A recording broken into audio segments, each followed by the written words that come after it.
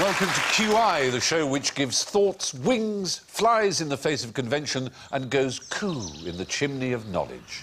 Roosting alongside me this evening are Rich Hall, Phil Kay, Joe Brand and Alan Davis.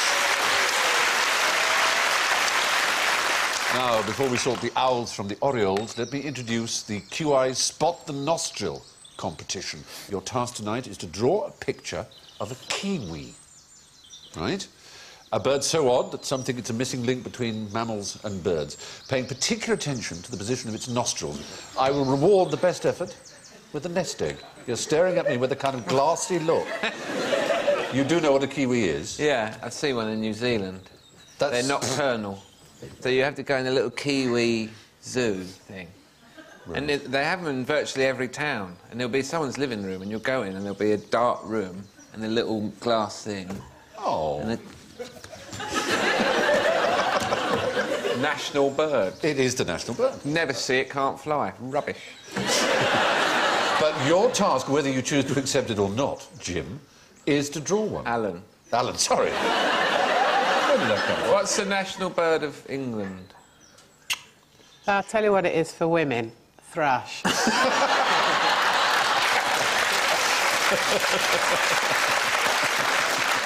Do you know what it is for men? Cock. Sorted. Cock and thrush. Yes. There is a relation. Good name for a pub. There are pubs called the Cock Inn, aren't there? It's one of the odd jokes in Carry On, which is usually just saucy, where Charles Hawtrey is playing a detective, and he's following Sid James in Carry On Loving, I think it is. And he's sort of saying, you know, went for lunch, went to pub, the Cock Inn, had drinks with two other women, left Cock Inn. I mean, that implies you've got a left cock and a right cock. Left cock in, your right cock. So, cock, thrush, kiwi. I've got to draw all three of them. No, forget the cock and the thrush. Just draw me a kiwi, pay particular attention to the nostrils and where they are on the bird. Imagine if your nostrils were just above your anus.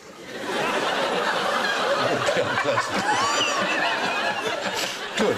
Before we go any further, we want to know how you sound. So, Joe, sing to me. Rich. Phil. Ooh, ooh, ooh, ooh. That's extraordinary. Hang on. I promise you, Phil did not know that. That's what it sounded. Let's just check that again and make sure we weren't all having a hallucination. That's like rise and shine, good morning. It is extraordinary. And Alan goes... Fruity, fruity, fruity, fruity, fruity, fruity. There you are. Didn't guess that one, did you? A little voice in my ear just told me that the national bird of England is the European robin, apparently. So, let's head south for the winter. So, Alan, what's the difference between an ostrich and a lion?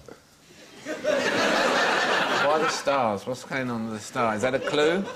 Well, it's a kind of clue to this rather An ostrich weird story. is yeah. a flightless bird with a very long neck, runs about 40 miles an hour, lays big eggs. Correct. And is edible, quite a delicacy. Farmed. Yes. A lion, king of the jungle, big cat, kill you with a single blow. There are many differences. Is there any particular difference you're thinking of, sir? One of the most famous African explorers was the Scotsman... David Livingstone. David Livingstone, thank you, Phil. And he wrote that I can distinguish between them with certainty, this is by sound, only by knowing that the ostrich roars by day and the lion roars by night. He described the idea that lions have an impressive roar as mere majestic twaddle and said that they sounded identical to ostriches. So, let's demonstrate that, all right? This is the sound of a lion. Yeah. And this is the sound of an ostrich.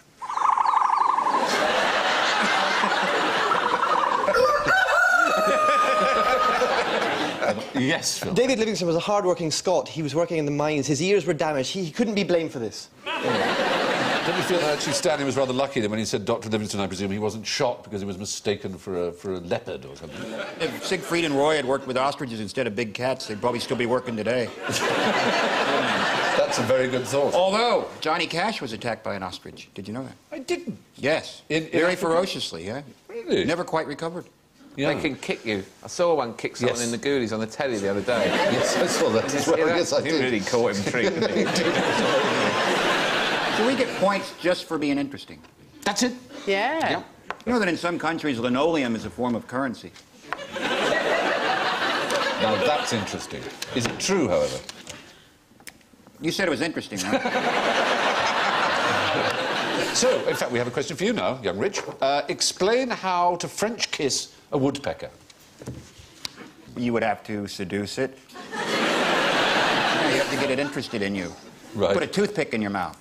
Woodpecker. Say nice things to it. Oh, that's nice plumage. And you give it a date rape drug. Should all else fail. Yes. Does French kissing mean kissing with tongues? Or Yes. Sorry. are you seeing anyone at the moment? Sorry. Yes, with I tongues. thought that's very attractive. Why would anyone want to... They are very extraordinary things, woodpecker tongues. Let's have a look at a woodpecker tongue. You'll be astonished. There you go. Oh! It's one of the strangest things in nature. It's an amazing organ. It can extend to 2/3 of its body length. It's covered in sticky saliva, vicious barbs, and has an ear at the end of it, which you can listen to its prey. So it uses the beak for pecking at bark and making ear a hole. at the end of its tongue? Well, a thing that detects sound. Sorry, can you say that again? Absolutely. Pardon? How does it fit into its mouth, you may wonder? Well, it has to wrap it round its brain and the back of its eye sockets. Funnily enough, woodpeckers are very popular on creationist websites because they argue this is such an extraordinary creature designed, you know, so fit for its purpose and so on, that only a designer could have made it. It couldn't have evolved. Apart from anything else, when it moves, sometimes up to 15 or 16 times a second, it beats the wood to make a hole, which is incredibly fast and generates immense forces, 250 times more forces than an astronaut is subjected to. It's 1,000 Gs. And it has these extraordinary kind of little muscles and cartilages around its brain to sort of stop it from shattering. If the pecker's got wood, why go for tongue, you may argue. But it is a pretty astonishing animal. Maybe we have an offshoot of this programme called Quite Unnecessary. Can I be on that? Absolutely. I just can't quite see how different it would be. Anyway, so, Phil, time for you. Does your bird like chocolate? My bird. Yeah. Does she like chocolates? My bird likes chocolate. Yes, it's very popular with... Have you got a bird, then? I don't know. Say you had a parrot, they'd like chocolate. Would Yes. Because, yeah, their hook beak's great for getting right into the toffee, you know. If you had a pelican, they don't like chocolate, they like toffee better, you know. And if you have an owl, they quite like chocolate behind them, because then they can rotate, you know. They show off. If you give a crow a Malteser, it's like, no way. You know. So my bird, no, you can't give animals chocolate because it's got something in it that makes them depressed. Yeah, that's right. You can't give chocolate to a dog because it's not right. And the dog, that's why you buy special chocolate for the dogs, which if you want to save money, you can still give the kids, tell them it's dusty and old, you know, like... you know, February chocolate, you know, Christmas chocolate's gone white and dusty. Oh, I've eaten you know, dog chocolate. Pet chocolate, have you Yeah, eaten? yes, I have. It's like a phrase, isn't They it? are a I've bit- eaten yeah. dog chocolate. But it's different. Yes. Part of folklore now. Eat So, dog no, my chocolate. bird don't like chocolate. It's a website. No, many my points bird did he doesn't get? like chocolate. You're quite right. How many points does he get for that? Well, he's correct. He'll get some points, perhaps, from our scorers if they're in the mood. How good is their sense of taste, birds, do you imagine?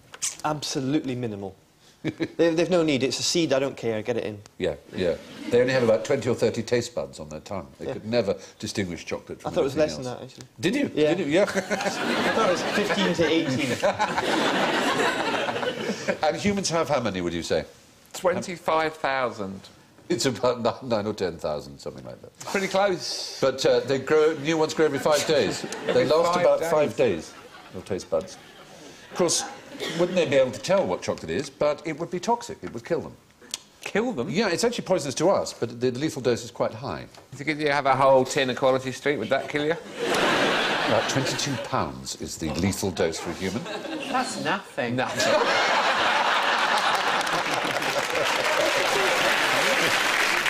Well, yeah, a little Smartie would kill a small songbird, for example. That's quite... You sick... A friend of mine had a hamster, and it wasn't very well, so her dad gave it a bit of brandy. Lord, what happened? Guess what happened next? Severe alcohol poisoning. Terminal alcohol poisoning? Oh, absolutely. Oh, dear. Is he better? Go to bed. We'll see you in the morning. Go down the shops. Get down the shops. When I was a teenager, someone I know gave their dog LSD. They went to Glastonbury.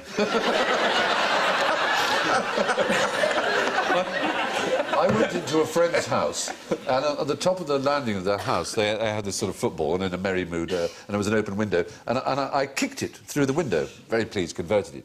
And I had never heard of these things that people who have hamsters have, these little balls where the hamsters...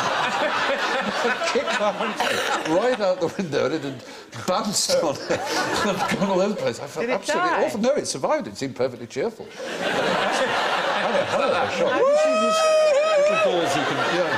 I thought, God, that new ball I got for Christmas is bloody brilliant. But it's a pity Bill Bailey's not here, actually. They had a dog. Bill's girlfriend used to take it to work in an old people's home, and it used to eat entire boxes of Daz. And it would eat pants as well, and sort of like clean them. There's a washing machine inside. I know. You poo out some white the pants would come out of its bum. You'd have to go... Yeah. Very white. Well, ish. Yeah. You know. But you wouldn't pop them straight on, let's put it that That's probably true. way. We had a cat that could open the fridge. So lie on its back like that, with its paws under the fridge, and then yank it open. Really? Oh, yeah. And then he was in. And he got the turkey out the fridge and had it halfway to the cat flap before we found him. That's like Tom and Jerry, isn't it? And then he was eating it really fast like that while we were running towards him.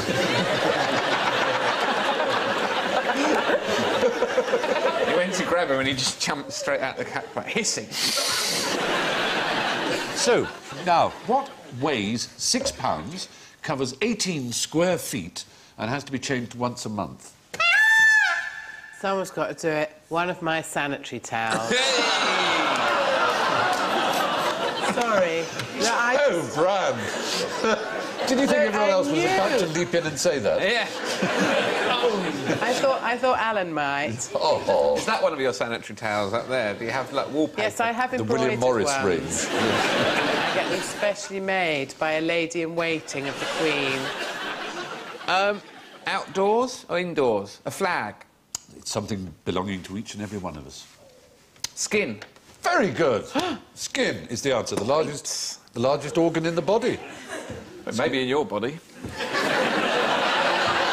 I've got a huge cock. I think we'll forfeit you for that.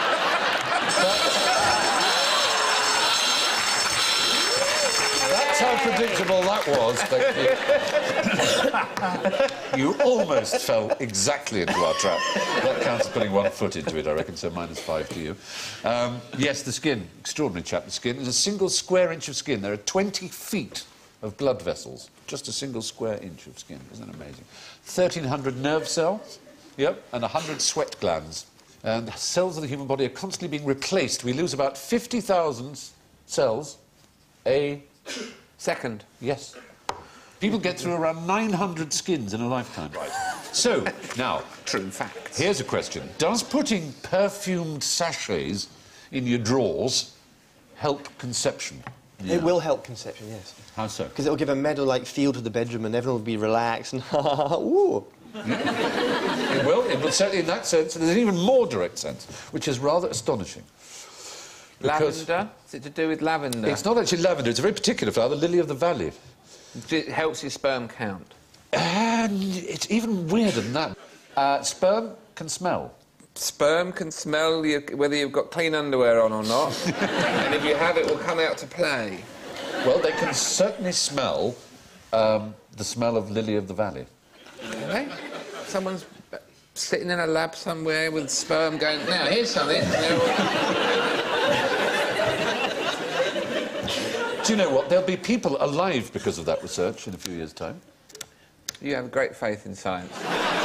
The thing is, right, is that the only people that smell of lily of the valley are like old ladies, aren't Yes, it's a Yardley fragrance, isn't it? It is Exactly. Yardley. Yeah. So if you're an old lady, whoa-hey! I'm quite looking forward to it now. Yeah. You'll have Well- sperm chasing you down the bookies and... See, it has long been a mystery as to how sperm can all go in the same direction so fast at the same thing, and whether or not the ovum puts out a scent trail. The closest we've got to discovering, I say we, or German scientists at Ruhr University, have got to replicating it is this particular scent called Borgiona, which is one that's used in the Lily Valley They tried perfumes. other smells. They've tried thousands of others, and this one makes them absolutely align and race towards them. And they're going to be using it in fertility clinics. Now, here's the thing. You have to work out what I'm talking about here. Two brothers, all right? Two brothers, they have a variety stage act. One brother punches a member of the audience on stage, and the other brother is arrested. Why would that be?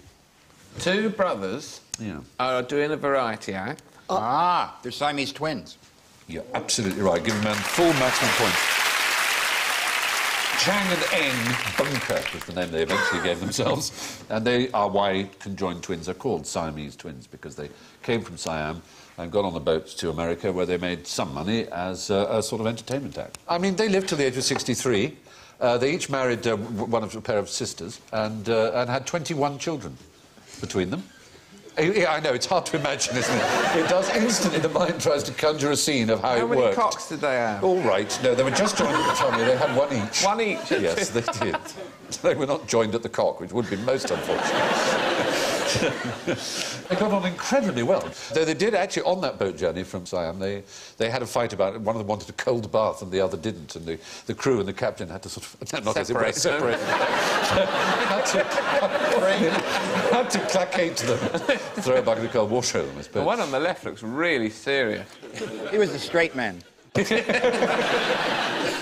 Well, actually, one of them took to drink and the other didn't. But their systems are pretty independent, so... Imagine that, your twin pissed, that one. Come on, I'm getting you home. I love you. Chang, perhaps, not unnaturally as a drinker, died first. And Eng woke up one morning to discover his brother had died and gave a great howl of despair, and they ran to fetch a doctor to try and separate him from his dead twin. And they came back and he'd coiled himself round his twin and died within an hour of this. And the post-mortem revealed that it was really just, in its day, it was called kind of a broken heart, but it's a sort of nervous shock. He had no reason to die. And it was... A lot of comedy teams have broken up and they've done very well solo. Thank you for that tender remark. I'm feeling much better about deformity now we've talked it through. Yeah, absolutely. Absolutely. They had a genuine dignity about it. There we are. What happened was, of course, that Cheng, who was the brother who landed the punch, the one who, of course, later became an alcoholic, was guilty of common assault, but the judge decided it would amount to false imprisonment to jail the other one, so he set them both free.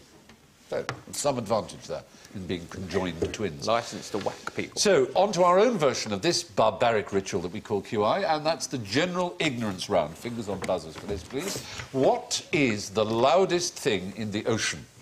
The blue whale. Blue whale? Oh, dear, oh, dear, oh, dear, oh, dear, no, no. The song of the blue whale is nothing as loud as this. You can hear it for 10,000 miles. Another whale can hear it, but it's not actually in amplitude the loudest thing, in fact. Yes. Must it not be the sea itself? No. Crabs. At least not. I mean, there's No, it's not a quite crabs, that. even smaller. Lobsters.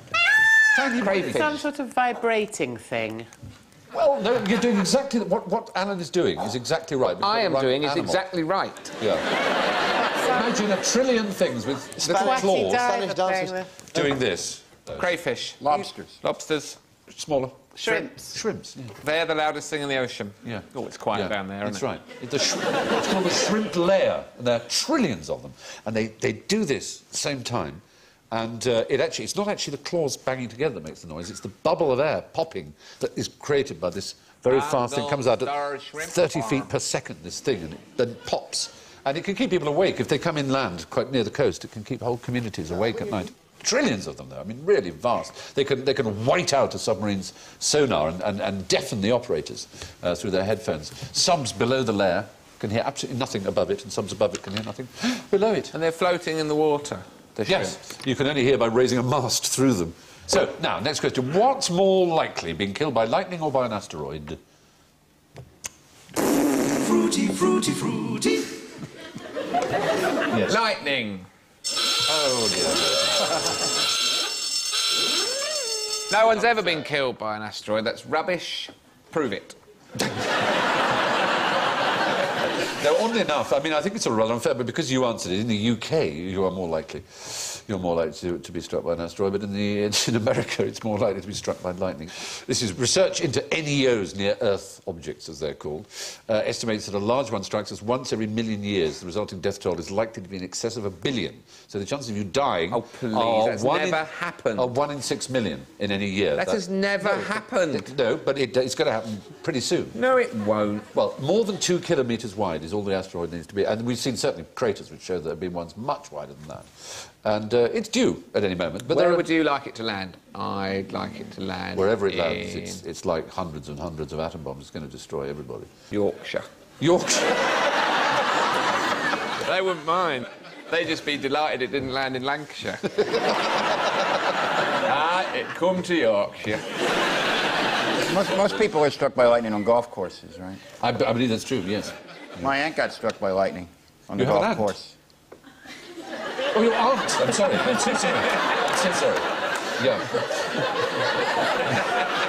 I do apologise. Pet aunt, you might do.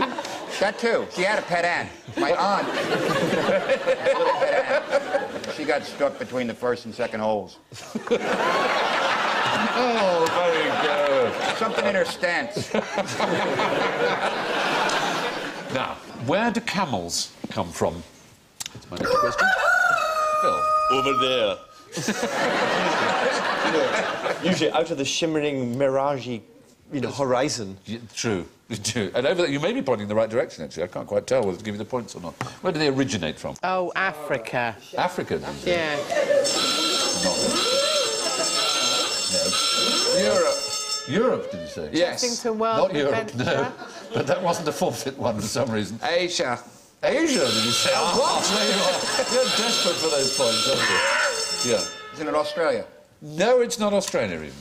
America. Yay! Well done. You got some points back. Really? No. Yep, they did. They did. They certainly cigarettes, did. maybe. Like horses and dogs. But, no, the fact is, like horses and dogs, camels grew up in the grasslands of America 20 million years ago. Rubbish. Fair enough. Fair enough. Oh, but the land masses will have been adjoined. Well, Bering Strait was land then, exactly. In those days, they were more like giraffes or gazelles, in fact. Yeah, the camel is the only other mammal, apart from humans, that smokes. Will actually smoke the cigarette and enjoy it. Oh. They What give about them beagles? the camel handlers give them a puff and they not beagles hate it. And they inhale and exhale smoke. I totally made that up. That's rubbish. But it was quite a good one, and it got you going. It did get it. Well, they became extinct in North America during the last ice age, and unlike horses and dogs, haven't made it back there, except in zoos. So, next question. Why are flamingos pink? It's what they eat. Which is? Shrimps. Oh, dear. Oh, no. You really didn't know that, did you? You really were shocked by What are the that. chances of that? No, they do. They eat something that They affects do. their It is food, but pigmentation. it's so not shrimps. It's actually, oddly enough, blue-green algae. They stand on one leg because if they stood on, because If they they have to lifted change the legs, other one, they'd fall down. they'd fall, and their legs would rot. So they have to change them, otherwise the leg would rot. Oh, is that right? No, I made that up as well, but I'm doing it quite well. I've made twice. I made you go. Is that right? Despite the name, blue-green algae, as well as containing green chlorophyll, is rich in blue and red pigments, so its blooms are often red. Violet, brown, yellow, even orange. So from one silly bill to another, artists, we need to see your kiwis and judge accordingly. So, go and start at this end. Yeah. What I have here is a sequential drawing of the nostril itself, there in situ, and here shedding, sneezing. So, as a flip of early movie footage, it's...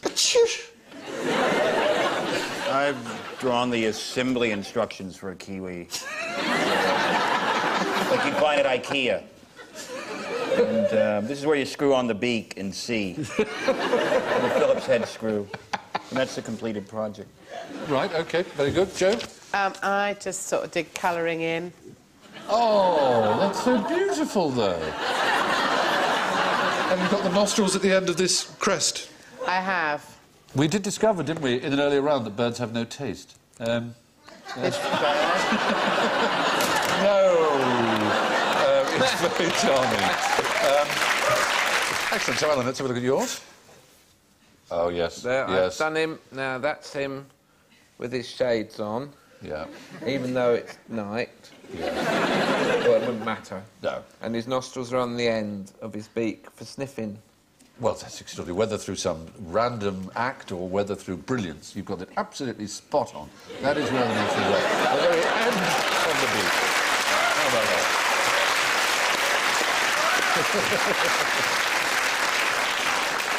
Officially, you measure a bird's bill from the tip to the nostril. Why would you want to do that? Well, that's... I don't quite... Well, the measurement. So, officially, the kiwi has the shortest bill of all birds. Anyway, it frequently gets clogged up, its little nostrils, but they're very good sneezers. Yeah. So, let's count our chickens. And the final scores are, in first place, with a proud 3 points, it's Rich. And in second place with 1 point, it's Phil. In third place, with -8, it's Joe.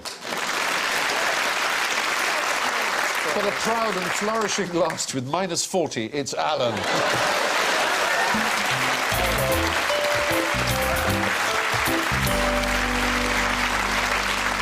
Let me leave you with one very extraordinary bird tale. Tibbles, the lighthouse keeper's cat, arrived on tiny Stevens Island in New Zealand at the beginning of the last century, and soon piles of small bird corpses began piling up by the back door. And the puzzled lighthouse keeper sent off some samples and was delighted to learn that Tibbles had discovered a new species, the only flightless perching bird in the world ever recorded. But it was unfortunately too late. By the time the news arrived, Tibbles had tracked down and killed every last example of what is now known as the Stevens Island wren. It's the only case of a single individual wiping out every member of a whole species. On that note, from Joe, Rich, Phil, Alan and myself, good night.